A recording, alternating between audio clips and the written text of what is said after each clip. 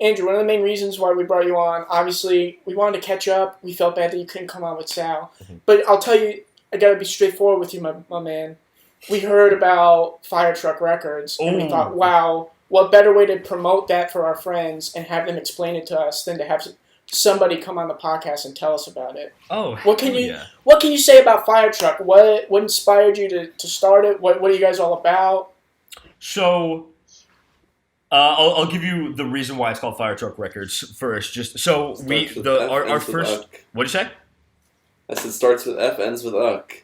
Oh, yo. That's your first shirt idea. Yo, you gotta cut this part of the podcast. We gotta do a surprise drop. That's actually an excellent merch idea. I will be remembering that. But bumper stickers, that would be sick. Yes, dude.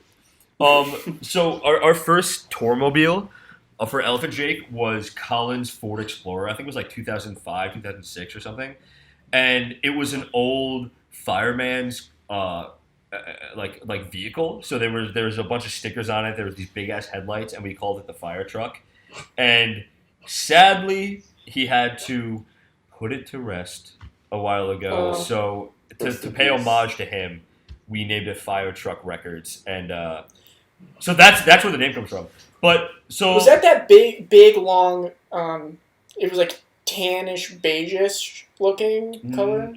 No, that was Colin's mom's car. That was a big Expedition. Oh, yeah, that car I remember. Yeah, we toured in that a couple times, but yeah, that was never Colin's.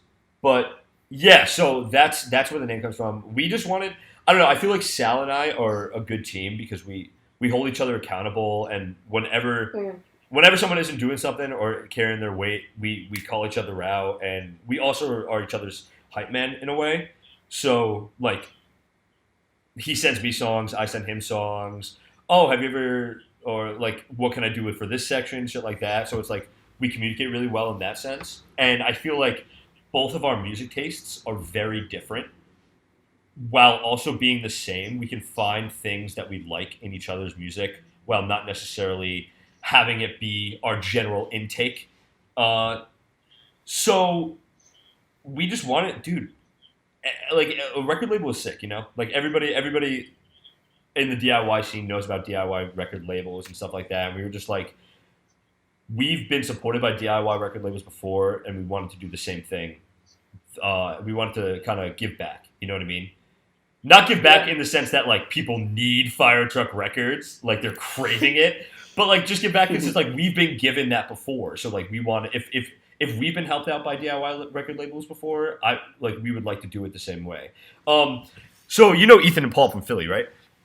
Like Ethan Farmer and Paul Meggett did release Classic off of. Oh, okay. Yeah, they released Classic using a DIY label. It was No Moms No Rules Records. And Ethan was probably the first guy that Elephant Jake ever met in Philly. So he was a big inspiration for us.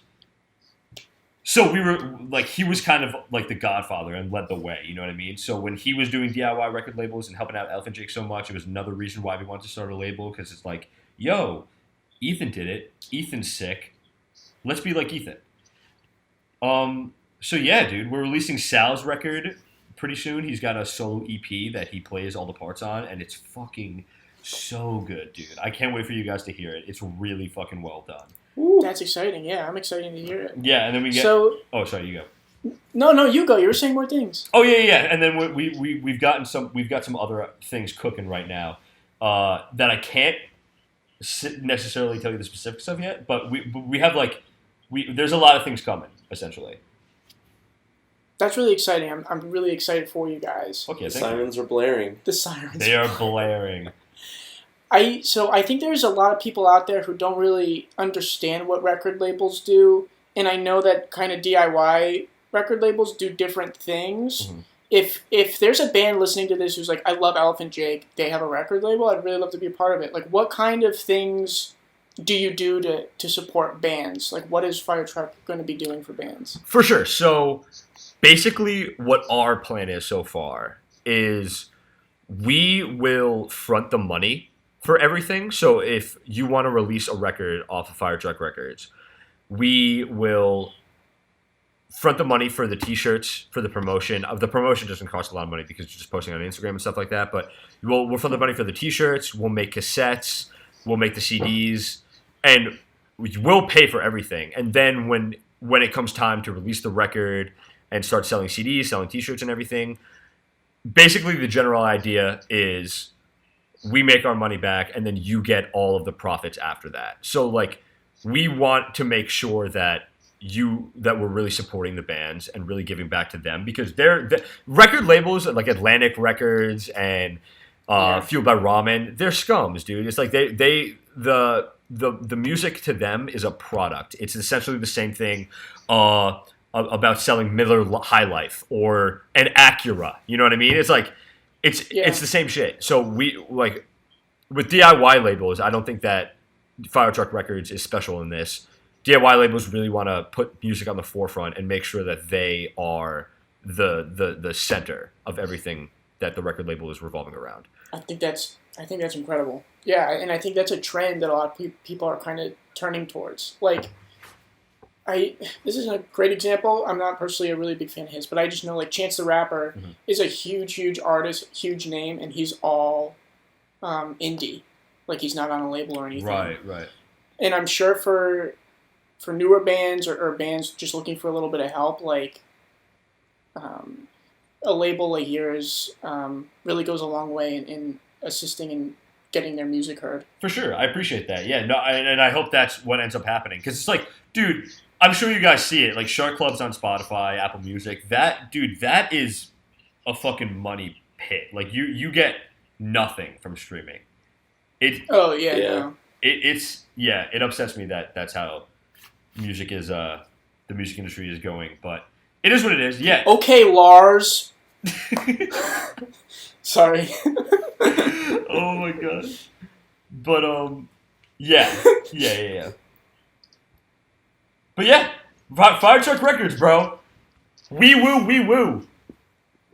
We're so stoked. We woo, rock you. Oh. Dude, Eric is he's like giving you everything. Yeah, you guys gotta hire me. I'll be one of your executives. Honestly, you just created 2 T-shirts. There will be royalties though, don't worry. Hell yeah. I just want a free T-shirt of each one. I'll give you a free T-shirt and a kiss on the lips.